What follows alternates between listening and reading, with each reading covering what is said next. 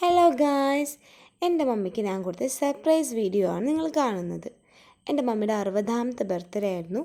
അതിൻ്റെ സെലിബ്രേഷൻസ് ആയിരുന്നു, ഒരു സർപ്രൈസ് ആയിരുന്നു. അതുകൊണ്ട് തന്നെ മമ്മിക്കൊന്ന് ഹാപ്പിയായി കരഞ്ഞു. ബട്ട് സർപ്രൈസ് എല്ലാവരും എൻ്റെ ട്യൂഷൻ കുട്ടിയോടും അതേപോലെ ഫാമിലിയും എല്ലാവരും വന്ന ഒരു ആഘോഷിച്ചൊരു ഇതായിരുന്നു. അപ്പോൾ മമ്മിക്ക് ഒട്ടും അറിവുണ്ടായിരുന്നില്ല ഞങ്ങൾ ഇത് ആഘോഷിക്കുന്നുണ്ടെന്ന്.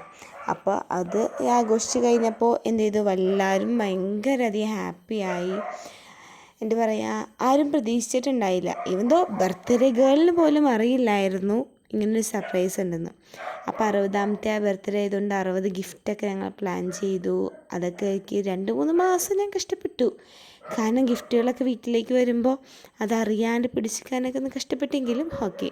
അപ്പോൾ മമ്മി അങ്കിൾ ഉണ്ടായിരുന്നു, ആൻറ്റി ഉണ്ടായിരുന്നു, അവരുടെ ഫാമിലീസ് ഉണ്ടായിരുന്നു, ചേട്ടൻ. അപ്പോൾ എല്ലാവരും കൂടി വന്ന്, എൻ്റെ പിള്ളേരുണ്ടായിരുന്നു, അവൻ്റെ കൂട്ടുകാരുണ്ടായിരുന്നു. അപ്പോൾ എല്ലാവരും കൂടി വന്ന് വീടൊന്ന്, അന്നാണ് കുറേ നാളിന് ശേഷം വീടൊന്ന് ഒച്ചയും ബഹളമൊക്കെ ആയത്. പിന്നെ യൂഷ്വൽ എന്താ 60 കുറേ ഗിഫ്റ്റ് കിട്ടിയിട്ടോ.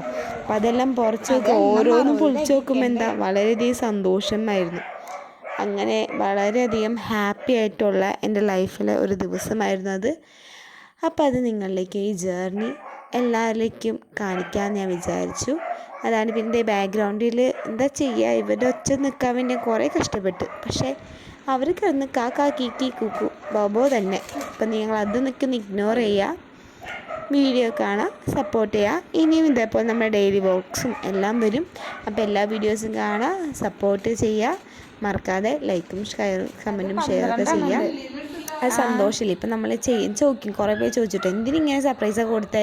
പക്ഷേ ആ സന്തോഷമാണ്, നമ്മുടെ പാരൻസിന് കൊടുക്കുന്ന സന്തോഷം കാണാനാണ് ചെയ്തത്. ഇപ്പം ഹാപ്പി ആ ചിരിക്കുന്നത്.